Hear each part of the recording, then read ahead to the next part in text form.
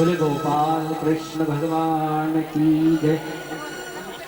स्वस्ति श्रीकार भगवंत देव्याजा तिलकं कुर्यातः गुरुजिन्न तिलक। स्वस्ति न इंद्रो वृद्धश्रवाः स्वस्ति न पूषा विश्ववेदाः स्वस्ति नस्तारक्षो अरिष्टनेमि स्वस्ति नो बृहस्पतिर्दधातुः। कस्तूरी तिलकं ललाटपटले वक्षस्थले कौस्तुभम् नासाग्रे वरमौक्तिकं करतले वेणुकरे कङ्कणं सर्वाङ्गे हरिचन्दनं सुललितं कंठे च मुक्तावली। गोपस्त्री परिवेष्टितो विजयते गोपालचूडामणि शान्ताकारं भुजगशयनं पद्मनाभं सुरेशं विश्वाधारं गगनसदृशं मेघवर्णं शुभांगं लक्ष्मीकान्तं कमलनयनं योगवीर्यानगम्यं वन्दे विष्णुं भवभयहरणं सर्वलोकैकनाथं। कृष्णाय वासुदेवाय हरे परमात्मने प्रणतक्लेशनाशाय गोविन्दाय नमो नमः। बोल गोपाल कृष्ण भगवान की, श्री भागवत भगवान की, शत्रुनाथ महाराज की।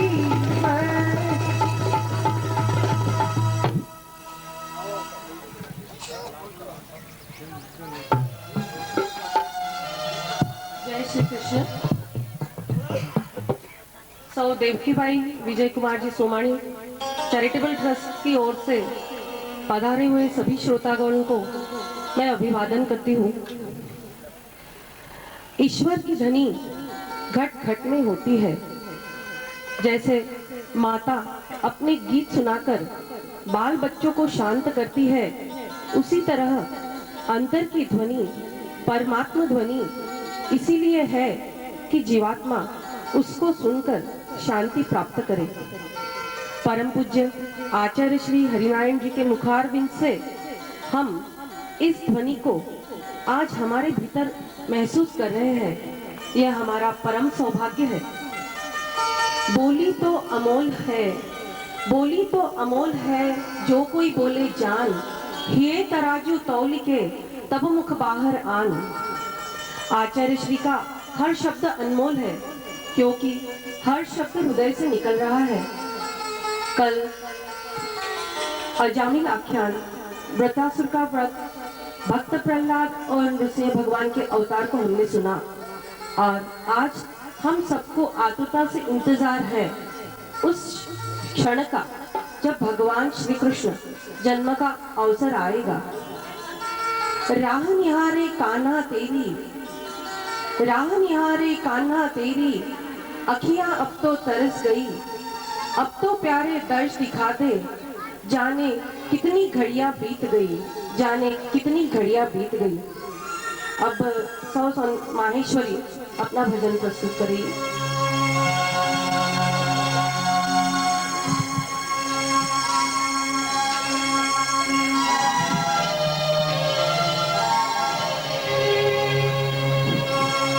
अनंत श्री दरियाव जी महाराज की।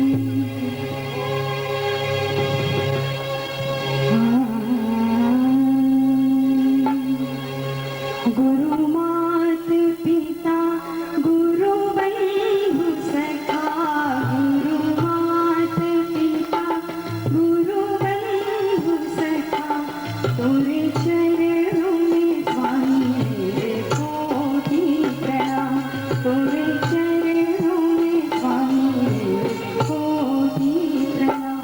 गुरु मात पिता गुरु बंधु सखा, तोरे चरणों में स्वामी मेरे कोटि प्रणाम।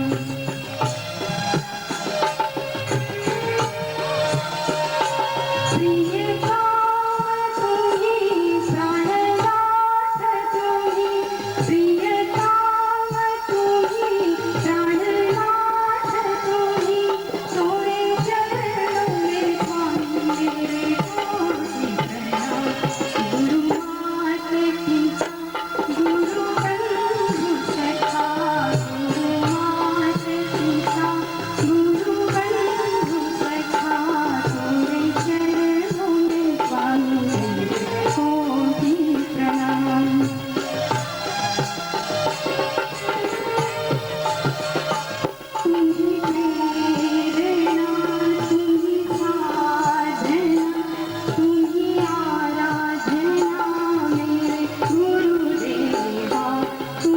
प्रेरणा तुम्ही साधना तुम्ही आराधना मेरे गुरुदेवा तुम्ही भाती हो तुम्ही शांती हो तुम्ही भाती हो तुम्ही शांती हो तुम्ही मुक्ती हो मेरे गुरुदेवा गुरु मात पिता गुरु बंधु सखा गुरु मात पिता गुरु बंधु सखा तुम्हारे चरणों में स्वामी कोटि प्रणाम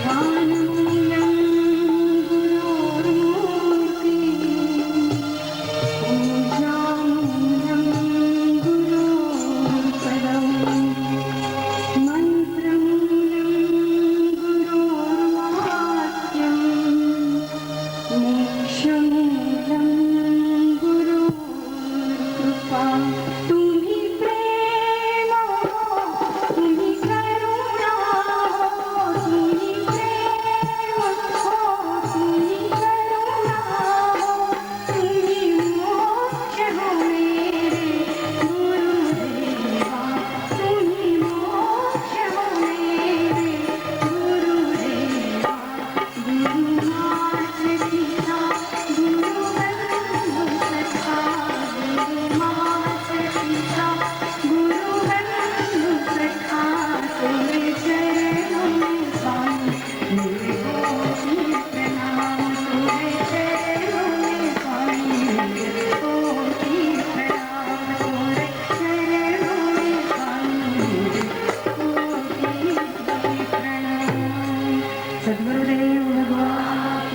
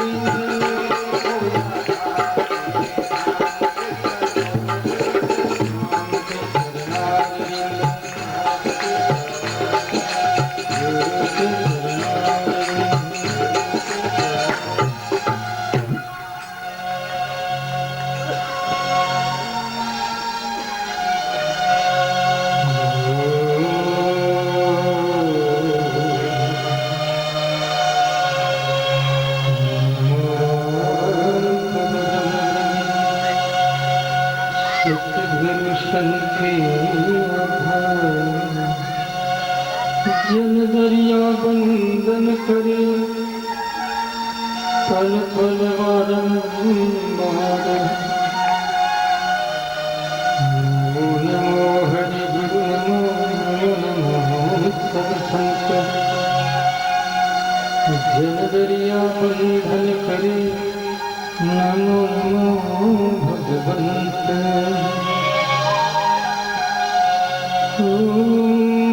गजाननं भूतगणाधिसेवितं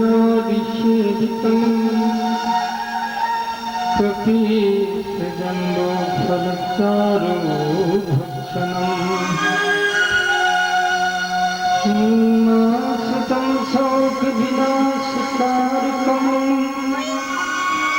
नमामि विघ्नेश्वरपादं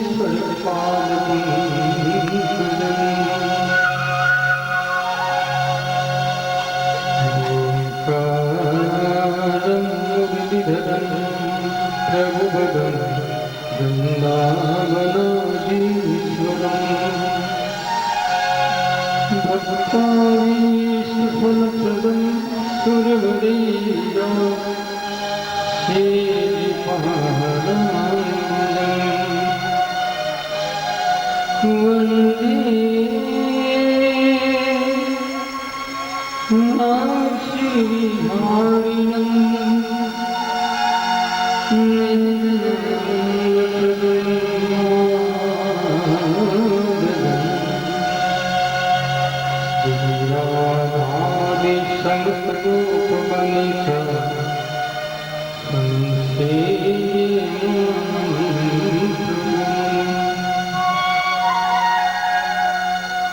सुरेव सुतं दिवं कंसचाणूरमर्दनं देवकी परमानन्दं कृष्णं वन्दे जगद्गुरुम्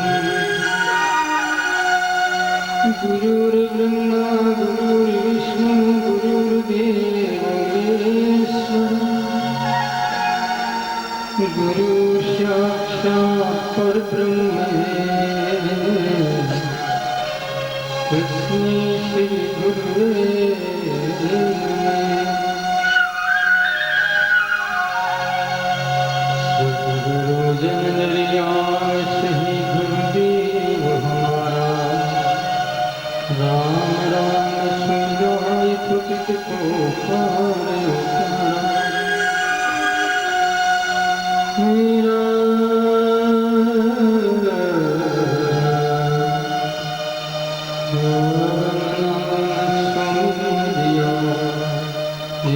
भगति हरि आज फिर विश्रुमती विश्रुमती राम को विश्रुमती आज फिर विश्रुमती यूं के गुजरिया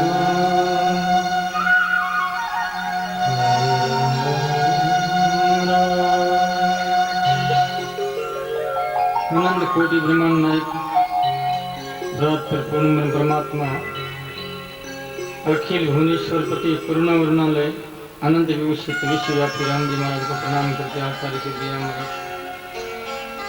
एवं अनंत कोटि महापुरुषों को सद्भाव पूर्वक अभिवादन करते हैं। अभिनंदनीय सुदेव की भाई विजय कुमार जी सोमाणी चैरिटेबल ट्रस्ट के तत्वावधान में श्रीमद् भागवत सप्ताह मां ज्ञान यज्ञ का आयोजन और इसमें विशेष रूप से संभावनाएं की जा रही है। इन्हीं के ही द्वारा भागवत व्यवस्थापक सत्संग समिति जो बड़ी आनंद और उत्साह के साथ सेवा में संलग्न है, सभी मेंबरगण तथा भगवत प्रिय भागवत बनने के इच्छुक श्रोतागण जो सोनकादि स्वरूप भाई गंगा सरिताएं इत्यादि स्वरूप में बेटी माताएं और बहनों,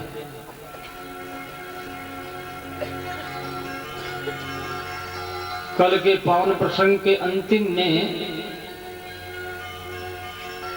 ये विषय था कि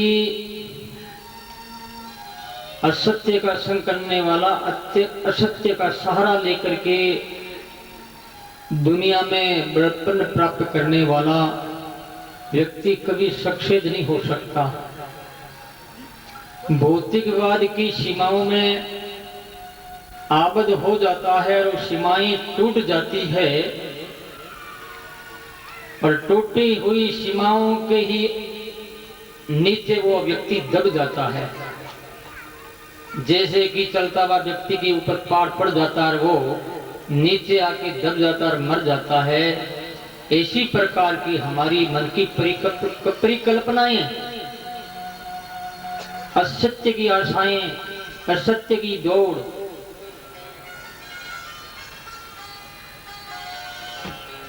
असत्य का उछाल छलांग शाश्वत नहीं है, अनित्य है।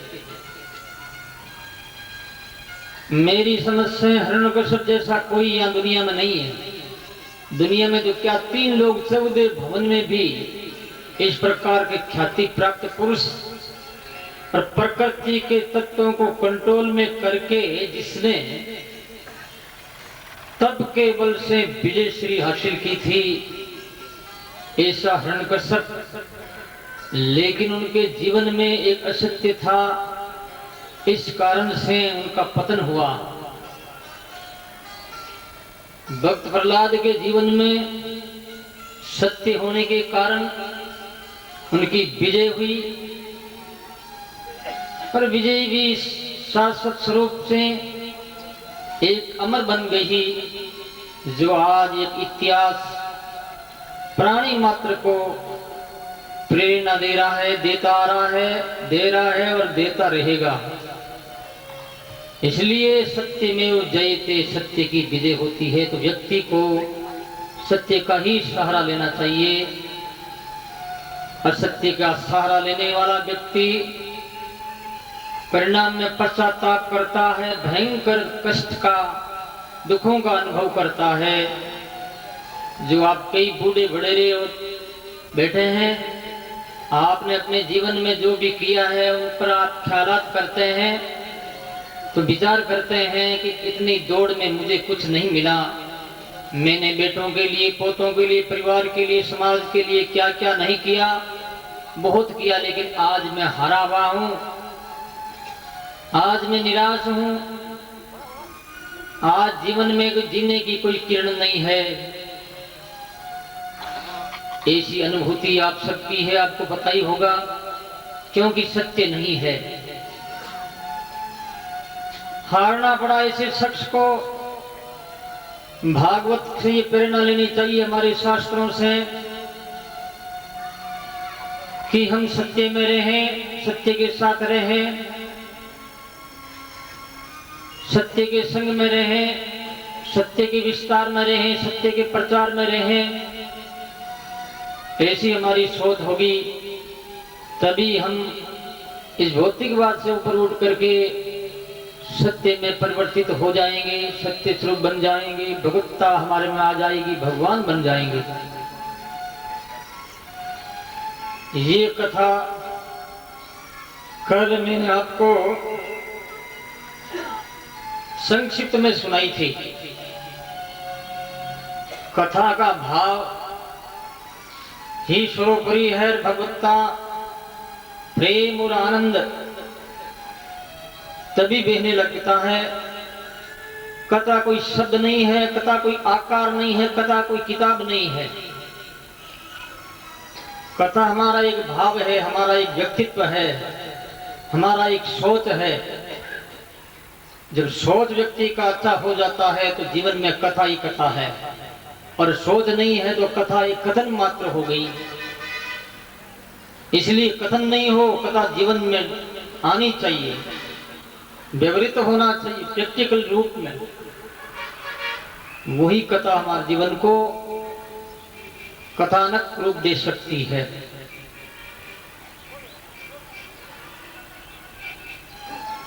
प्रहलाद जी महाराज के बाद आश्रम वर्ण के बारे में संक्षिप्त में कहा गया, लेकिन ये बातें 11वां स्कंद में आने के कारण मैं आपको शॉर्टकट रूप में ही सुनाऊंगा। ब्रह्मचारी का क्या कर्तव्य होता है, ये सब इस पर प्रकाश थोड़ा सा डाला गया। गृहस्थ आश्रम में, गृहस्थ जीवन में रहकर के व्यक्ति ममता आसक्ति नहीं करके एक धर्मशाला में रहने वाले व्यक्ति की तरह परिवार वाले के साथ व्यवहार करे, कभी उसमें डूबे नहीं। ये बताया गया। वानप्रस्थ आश्रम त्याग और तप के लिए बताया गया। गृहस्थ आश्रम में जो हमने अपराध किए, पाप किए, इंद्रियों की गुलामी की, दुनिया का भोग भोगा, उससे हमारा पतन हुआ, तपस्या क्षीण हुई। उस तपस्या को बढ़ाने के लिए वानप्रस्थ आश्रम है, ये वर्णन किया गया। और उसके बाद संन्यास आश्रम जो सर्वोपरि सभी आश्रम से जो उच्चतर आश्रम है, जिसका नाम ही सम्यक प्रकार न्यास त्याग इति संन्यास, जो हर प्रकार से व्यक्ति ने त्याग कर दिया है, मन में किसी प्रकार की जिसकी वासना नहीं है, उसका नाम संन्यास है। संन्यास कोई चिन्ह का नाम नहीं है, कोई भेष का नाम नहीं है, कोई आश्रम का नाम नहीं है। संन्यास नाम है जीवन का। जो गृहस्थ जीवन में रहकर के भी सन्यासी है, यदि उसके जीवन में राम है, सत्य है तो, और नहीं तो सन्यास में भी गृहस्थ है, दोनों ही बात। ये बात बताई गई। उसके बाद गुरु का महत्व बताया, लेकिन इसके पहले गृहस्थी के लिए बात बताई गई ही, यावत जठरम भ्रियेत तावत सतम ही दही नाम। पेट भराई करे उतना ही अपना है, ज्यादा संग्रह नहीं करे, इसके लिए ये विशेष जोर दिया गया श्रीमद् भागवत में। उसके बाद गुरु की महत्ता पर प्रकाश डाला। यस्य भगवती साक्षात् ज्ञान दीप प्रदे गुरु मृत्या शब्दी श्रुतम तस्य सर्वं कुंजर शोचवत् गुरु जो होता ज्ञान स्वरूप साक्षात परमात्मा स्वरूप होते हैं। गुरु को कोई साधारण व्यक्ति मान करके उनके साथ में साधारण व्यवहार करता है तो उस व्यक्ति की पूजा, उसका अनुष्ठान, उसका तप व्यर्थ हो जाता है। जिसमें उदाहरण दिया गया हाथी की तरह, जैसे हाथी स्नान करता है और कहीं जंगलों में जाकर के धूल में लोटपोट हो, धूल दूषित हो जाता है, रंजी भर लेता है अपने पूरे शरीर पर। इस प्रकार से सही शिष्य है जो गुरु को भगवत सत्ता का स्वरूप नहीं मानता है। ये बताया गया। इसके बाद श्रीमद् भागवत के 7वें स्कंद उति के नाम से पुकारते हैं, उनको समापन किया गया। अब 8वां स्कंद जो है मनमंत्रों का। मनमंत्र कहते एक सरकार का नाम है। 3 लोग 14 भवन के ऊपर भी शासक हैं।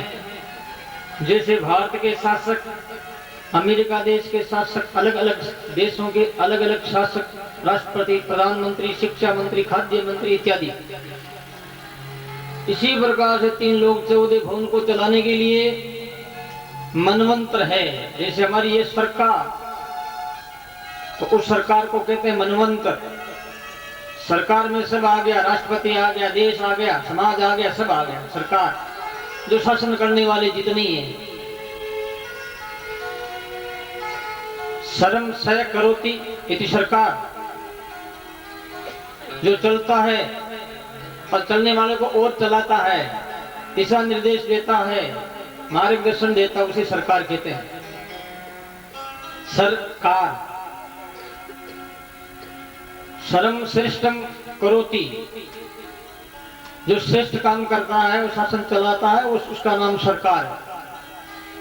संस्कृत व्याख्यान कमेंट्री के अनुसार तो मनवंतर मनु के बेटे पोते देवता होते, इंद्र होते हैं, और मनवंतर में भगवान अवतार लेते हैं। इसका नाम मनवंतर है। राजा परीक्षित सुखदेव जी महाराज गुरुदेव से पूछते हैं, गुरुदेव आप कृपा करें, आपने मनु इत्यादियों के बारे में बात बताई। अब मनु के संतान आगे आने वाले भविष्य में जो मनु करेंगे उनकी भी बात बताइए। और इस मनमंत्र में किन किन भगवान ने अवतार लिया और उन्होंने क्या किया, जगत में उन्होंने क्या शिक्षा दी, इत्यादि प्रश्न पूछे गए। सुखदेव जी महाराज कहते हैं कि राजन, सबसे पहला मनु हुए हैं स्वयंभू मनु, दूसरा हुआ स्वारोचिष, तीसरा हुआ है उत्तम, चौथा हुआ तामस। तामस मनमंत्र में हरिणी में हरि भगवान अवतार लेकर के ग्रह को मारा और गजेंद्र की रक्षा की। ये बात सुनते ही राजा परीक्षित कहता है कि ये कथा आप सुनाइए। तो उन्होंने सुनाना प्रारंभ किया है। सुखदेव जी महाराज कहते हैं,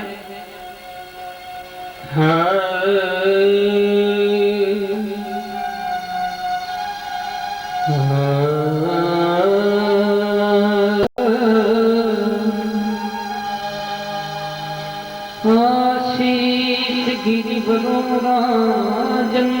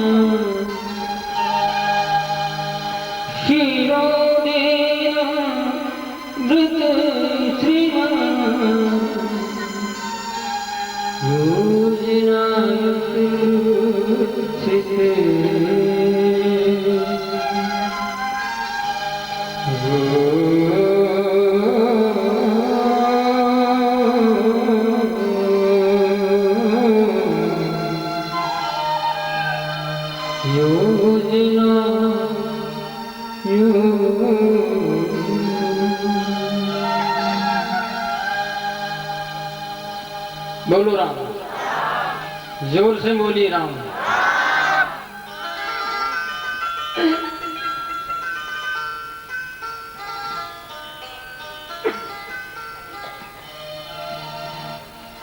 त्रिकुट नाम करके एक बहुत बड़ा पहाड़ था, और वो पहाड़, उनके 3 शिखर थे, सोना चांदी और लोहे का। और पहाड़ बड़ा सुरम्य रमणीक, जैसे पहाड़ में एक हाथी गजराज अपने परिवार हथनियों के साथ रहता था, ममता में आबद्ध था।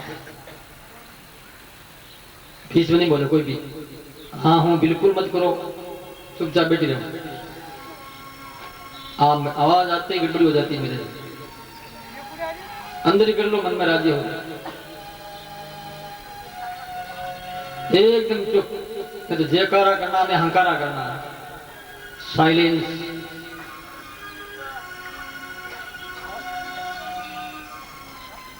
तो क्या कह रहा था मैं, हाथी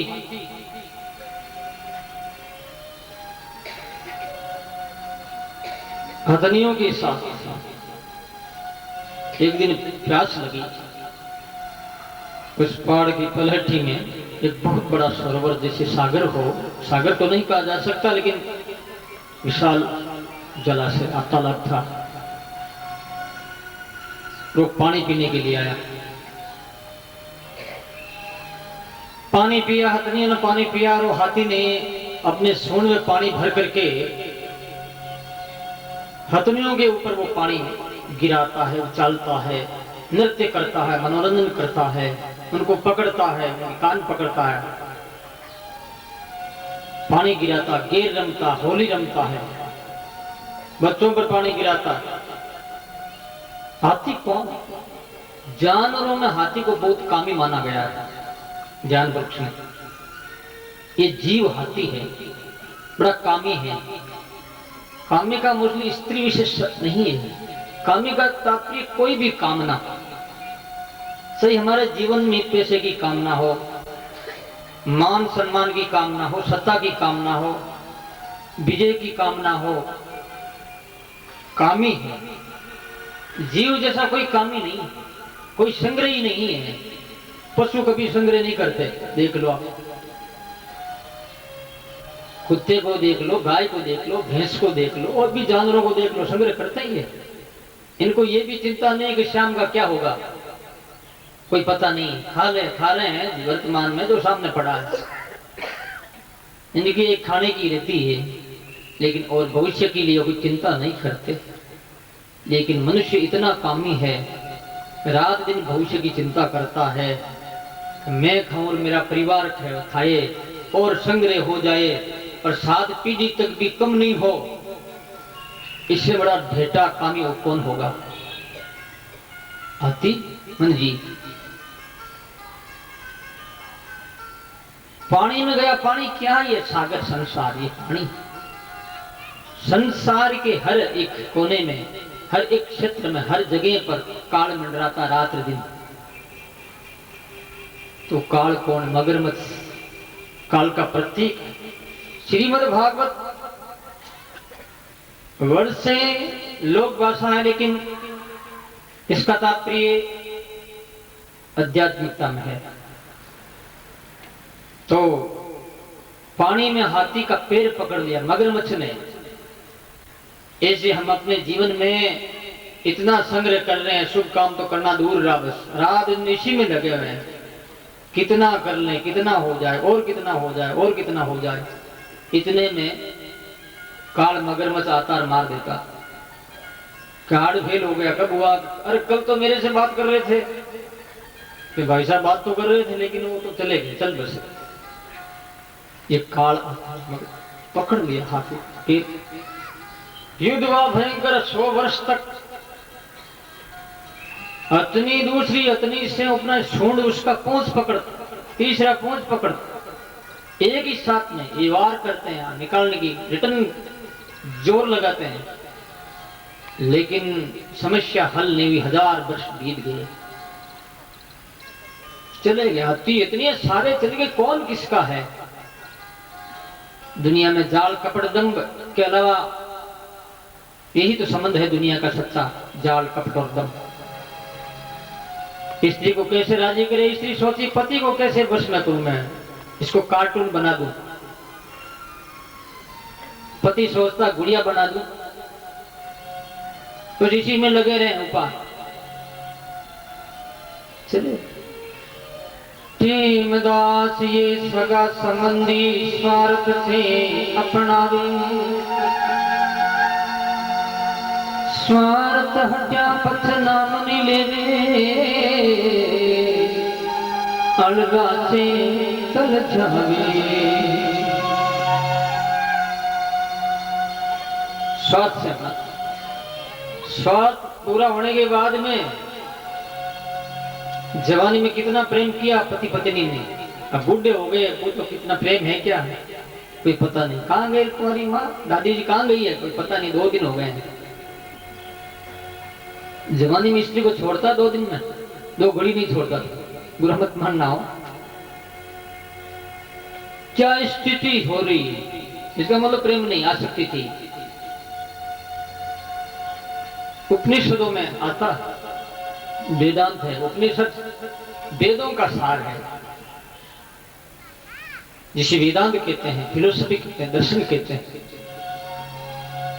एक दूसरे से जो प्यार करते हैं सिर्फ अपने स्वार्थ के लिए, स्त्री करती है अपने स्वार्थ के लिए, पति से पति प्रेम करता है स्वार्थ के लिए, स्त्री से भाई भाई बेटा बाप सब स्वार्थ। कोई नहीं, शरीर भी उनका थक गया, 1000 वर्ष बीत गया, अब तो उसने कमल का फूल तोड़ा है। ओम नमो भगवते तस्मै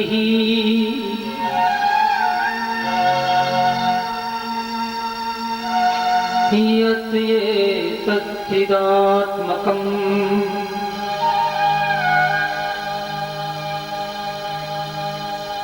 पुरुषादि बीजा परेशानाय विधीमहि।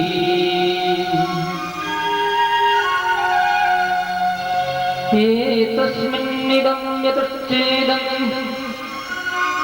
येनेदं स्वयं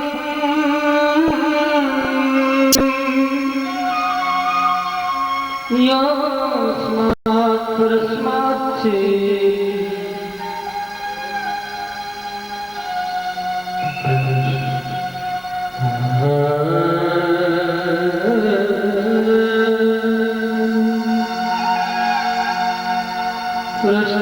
प्रपत्ति स्वयं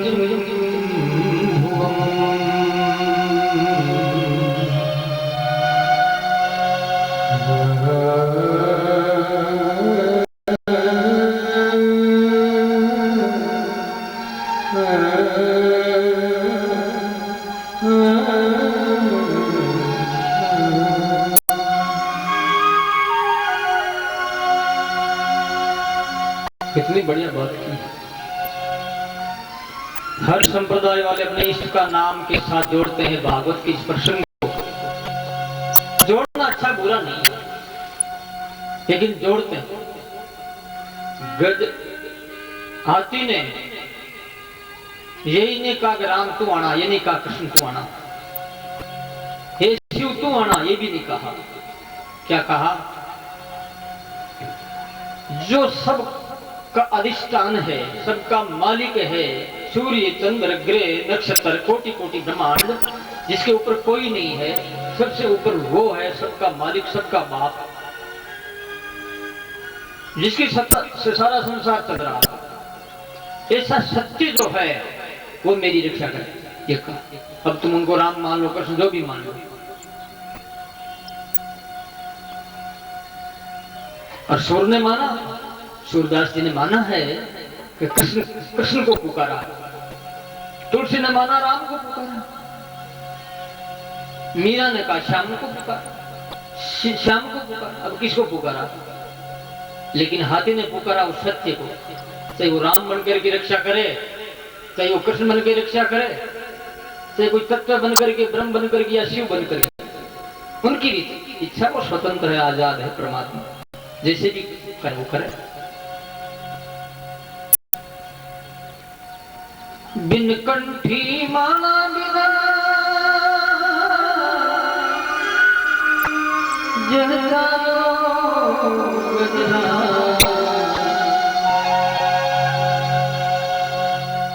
संतों ने कहा कि सुनंदास में जे संत की तो अवगत सुनी आवाज। संत कहते राम को पुकारो, तुलसी जी भी कहते राम को पुकारो, सूर कहते राम कृष्ण को पुकारो। हे गोविंद हे गोपाल अब तो जीवन हारे।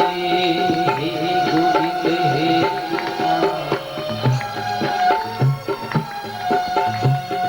गोविंद राखो शरण अब तो जीवन हारे।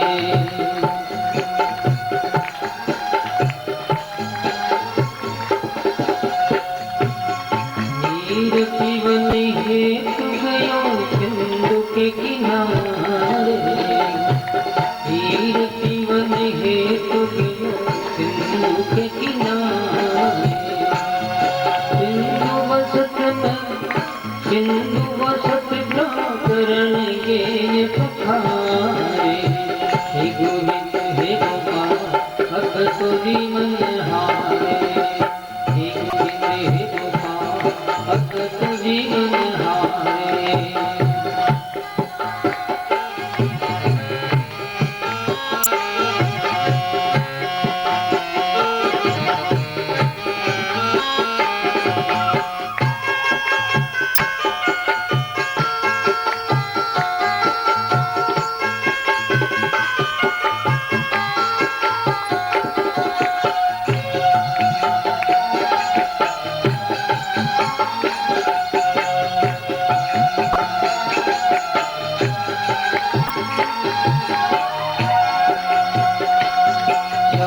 पहर युद्ध भयो ले गयो मझधारे।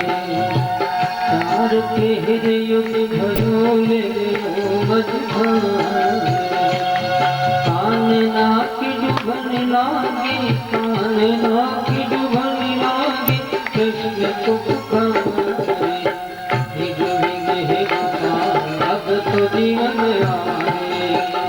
हे गोविंद हे गोपाल अब तो जीवन हारे।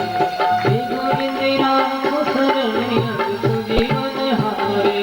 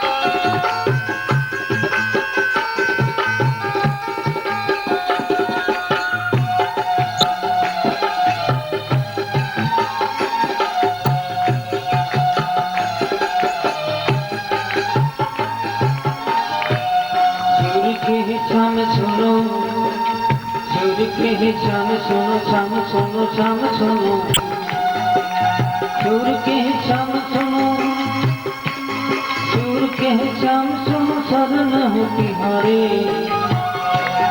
सूर के श्याम सुनो शरण हो तिहारे अब की बेहर पार करो अब की बेहर पार करो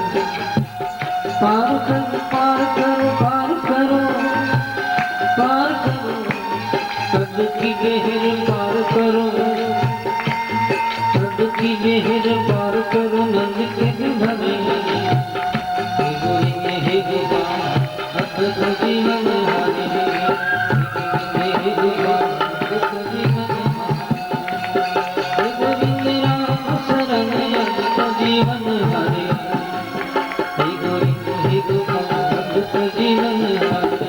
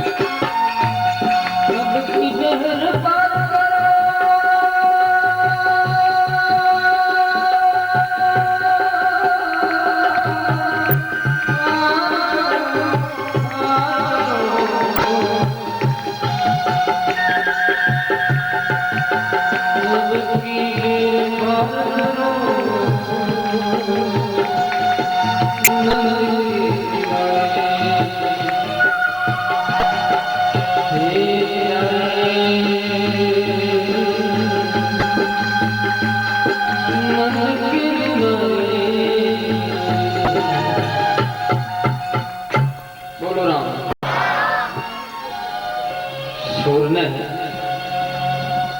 इस प्रश्न के साथ भगवान कृष्ण को जोड़ा, कृष्ण को पुकारा। जो भी एक ही तत्व है उनके अनंत नाम है। जो जिसको अच्छा लगे, सरल लगे, उच्चारण करने में आनंद आए, बस रटते हो।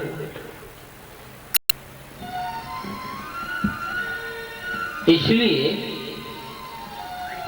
भावना में बेकर के हमारे तुलसी जी ने तो कह दिया, हरि अनंत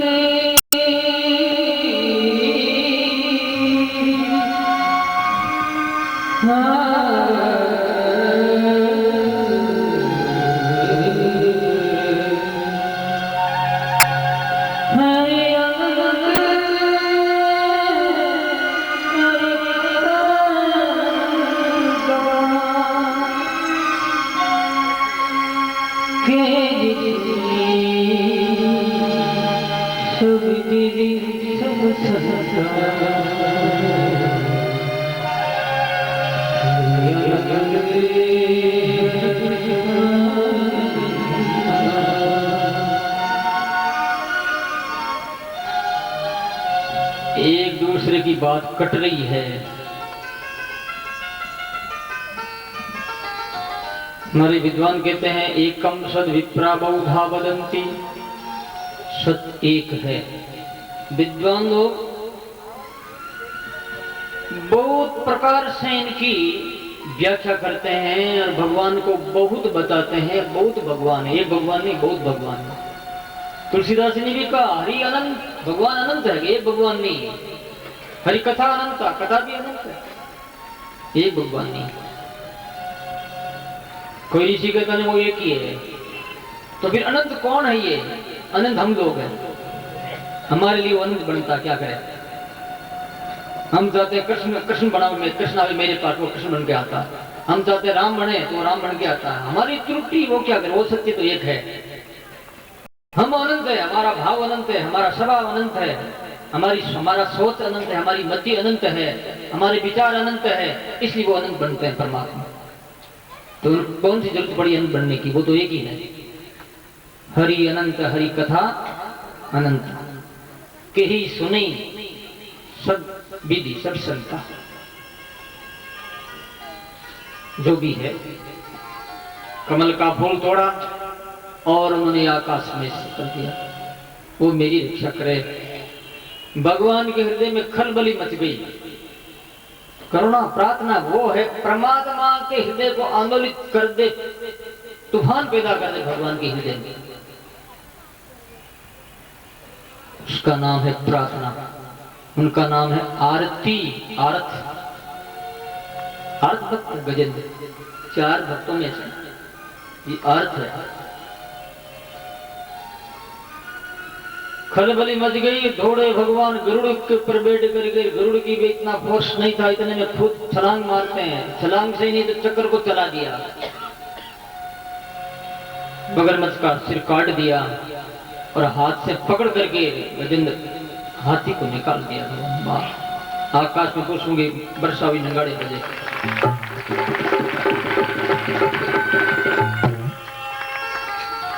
बोलो राम। इस प्रकार से उनका उद्धार हुआ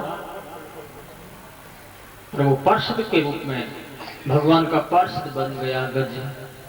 और वो भी 4 भुजा रूप धारण की हाथ जोड़ता है कौन? मगरमच्छ। राजा परीक्षित के प्रश्न करने पर उत्तर देते हैं सुखदेव जी महाराज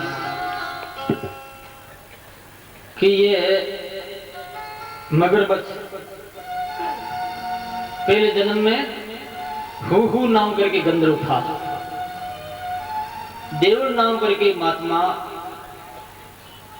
सूर्य भगवान को अर्घ्य दे रहे थे। पानी में गिरे, यहाँ इतने वो थे गले तक पानी।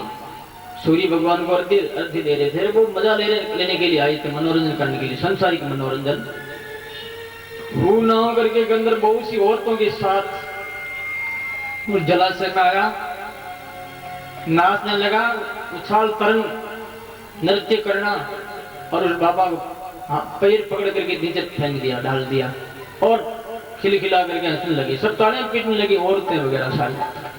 तब देव ऋषि ने कहा तो मेरा पग पकड़ता है।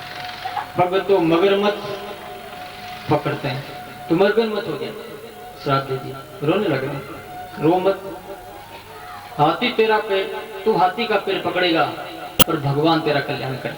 संत बेचारे दयालु होते हैं, श्राप दिया तो साथ साथ में आशीर्वाद भी दे दिए कि कोई बात नहीं। और ये गजेंद्र कौन था? पहला जन्म ने प्रद्युम्न नाम करके राजा था। अगस्त्य ऋषि शिष्यों के सहित आ रहे थे, वो हाथी जैसे ही बैठा रहा। तब अगस्त्य ने श्राप दिया, रे मूर्ख, कितना अहंकार है तेरे मन में, हाथी का बैठ रहा, हाथी जैसे बैठा है, जा हाथी हो जा, हाथी बन गया। वो भी रोने लगा तो महात्मा ने वरदान दिया, चिंता मत कर, भगवान पधारेंगे, तेरा बंधन ठीक होगा, बंधन से मुक्त करेंगे के लिए। इस प्रकार से दोनों का कल्याण हुआ।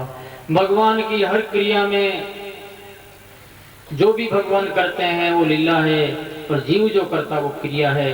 क्रिया में बंधन है और लीला में आनंद है। लीला में आनंद, ये लीला ही सुन रहे हो तुम, और क्या ये भगवान की लीला है? क्रिया में बंधन दुख है। भगवान ने मारा तो भी तारा और तारा तो भी तारा, जिसको छुड़ाया उसका भी उद्धार, जिसको मारा उसका भी कल्याण। ये भगवान की क्रिया है, ये लीला हो गई, समाधान हो गया दोनों का। और जीव करता तो नुकसान करता, नुकसान करके फिर मजा लेता, हंसता है, बहुत अच्छा हुआ, फंस गई दलदल में, बड़ा अच्छा हुआ, ऐसा मानता। ऐसा मत मानो। किसी का उद्धार होता है, कोई विकास की ओर जाते हैं तो मन में प्रसन्नता होनी चाहिए। ऐसा नहीं मानना चाहिए कि दलदल में फंस गए। और हम लोग फंसाने के लिए कोशिश करते हैं, ये कैसे गिरे, ये पैसा वाला क्यों हो रहा है, इसको गिराओ, ये विद्वान क्यों मिल रहा है, इसको गिराओ। अरे गिराओ मत, उसको ऊपर चढ़ाओ। मान लो वो मारवाड़ी में कहावत है, थड़ियां खावे ना तो थोड़ा सा हाथ पकड़ लो, लड़खड़ाता है ऐसे वो, तो उसको थोड़ा सा धक्का दे करके और भी ऊपर चढ़ा दो। और या फिर विवेकानंद की भाषा में 1 फुट की लकीर है, उस लकीर को मत तोड़ो, उसके पास में 4 फुट की लकीर खींच दो, 3 फुट अपना आप कम हो जाएगी। तोड़ो जोड़ो। परमात्मा जोड़ते हैं, जितने तरह तोड़ते हुए, लेकिन करते हैं जोड़ने का काम। इनका उद्धार हुआ, भगवान पधार गए पार्षद को लेकर के। उसके बाद में 5वां मनमंत्र रेवत और 6ठा मनमंत्र है चाक्षुष। चाक्षुष मनमंत्र में भगवान अजित ने अवतार लिया और समुद्र मंथन करा करके देवताओं को अमृत पान कराया। ये कथा राजा परीक्षित ने सुनी तो पूछा, गुरुदेव ये पूरा विवरण आप बताएं, कृपा करें। तो सुखदेव जी महाराज कह रहे हैं कि एक बार की बात है, ये इंद्र हाथी पर बैठा हुआ मतवाला बना हुआ जा रहा था। सामने दुर्वासा ऋषि जो ठाकुर जी की प्रसादी के रूप में माना दुर्वासा जी के गले में थी। इंद्र आया तो इंद्र को देख करके दुर्वासा जी के मन में आई कि ये माला इनको दे दूं, ठाकुर जी की प्रसाद दे दूं, बेचारे इसका पुण्य घट रहा, मजा ले रहा संसार का, भोग भोगता, इसको दे दे। दुर्वासा ने बहुत अच्छा सोचा। उसने कहा कि लेकर के हाथी के सिर पर रख दिया। हाथी ने अपने सूंड से सिर पर रखी हुई माला को पकड़ करके नीचे गिरा करके पैरों से मसल दिया। ये दुर्वासा का आंखों के सामने हुआ, आगे पीछे होता तो चलता, आंखों के सामने तो इस संत कैसा सहन करे वो, उनका क्रोध ही तो कल्याण है। साधु कोई क्रोध करता है तो किसी का कल्याण के लिए कौन सा संत होना चाहिए यदि क्रोध करने वाला। उनका अहंकार गिराते हैं गुरु। अभिमान आ गया था इंद्र को,